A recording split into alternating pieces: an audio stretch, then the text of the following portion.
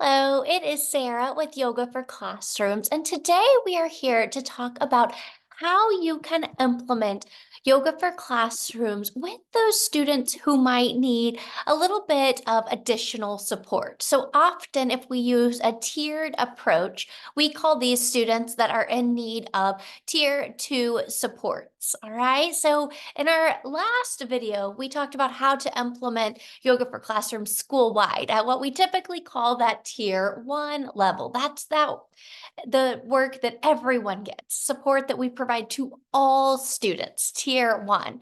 Now at tier 2, those are those students who might benefit from additional supports, such as small group work or some sort of individualized intervention. So this happens a lot when we implement yoga and mindfulness, and it can be really, really impactful. So often we see individual and small group work happening with yoga and mindfulness in like a counseling setting or a speech setting, maybe even OT and PT, those types of settings. Typically, this work is goal focused and short term, but it's designed to help students meet a goal, learn a skill, and be more successful as a result of that. Typically, we want this work to be led by data to show that the student is in need of that support. And then we can collect data to show that they have learned that skill and no longer need that additional tier 2 type of support. We often see these types of interventions and supports happening for students who might have specific needs. Sometimes those are special needs, such as ADD or ADHD. Sometimes students who are experiencing anxiety can really benefit from this support through yoga and mindfulness. But there are lots of students who can benefit from this. Well, we know all students can benefit this, but some students who can benefit from it in a smaller group setting, such as individually or in a small group. So what we want to do is we want to think through who is not mastering the skill, who has not learned what they needed to learn at that tier 1. So what we typically do is we collect data to show if students are mastering the skill, if they've learned what we wanted them to learn through the classroom lesson, through the implementation of yoga for classrooms, and those who haven't, who need that additional support. Again, that's when we provide those tier 2 supports. These can be really, really impactful, like I said, for all students, but especially those who might need some additional support in order to be able to be successful in the ways that we want them to be. So a couple of other examples of how this might impact students. We already mentioned sometimes in counseling or speech or OT and PT and those other more individualized and small group settings. The other thing to keep in mind is that often these students need personalized goals. So we want goals that align with these specific benefits that we're trying to get from the yoga and mindfulness practice. So maybe we're trying to improve focus or emotional regulation or stress reduction or anxiety reduction. But we want to set personalized goals so that we can be really intentional in meeting those goals. Similarly, we want our practices to be really tailored to meet the student's needs. So there are some factors that might need to be considered and modifications that need to be made. There might be physical abilities that we need to consider. There might be cognitive challenges or even sensory sensitivities.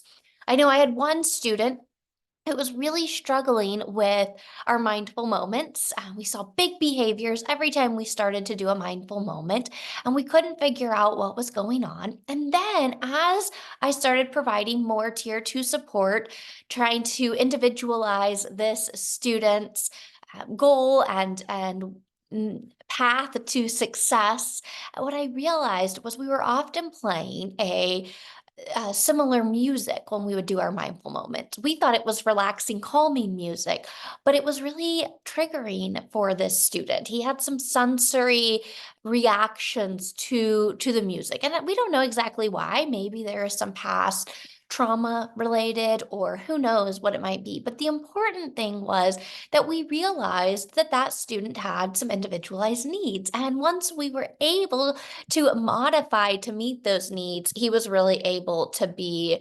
successful. So these tier two supports are much more tailored and personalized, and that can really help our students who were not successful at the tier one, who need that additional support to then be successful there. A couple of other things to keep in mind, and one of my favorites is often with these students at the more of a tier two level, they might need a visual support to help them.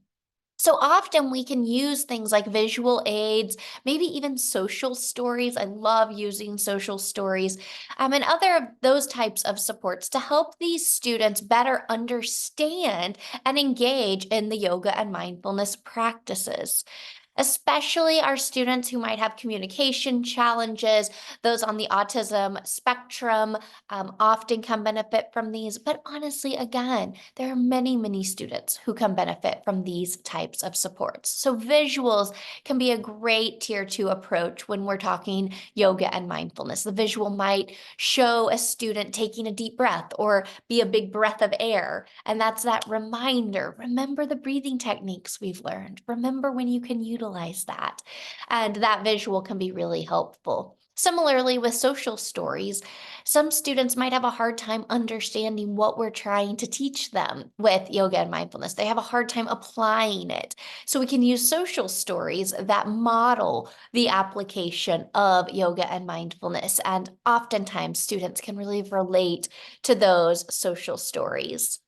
The last idea I want to share, and really this is helpful for all students again, but especially our students who need that additional support, is making sure we're communicating and sharing these ideas with home. Our caregivers are such a valuable asset, and keeping those open lines of communication with parents and caregivers can be really valuable. We want to share the benefits of yoga and mindfulness practices with our caregivers. We want to seek their input on how we could adapt these practices to be more impactful for their children. And we want to make sure they know how they could implement yoga and mindfulness at home.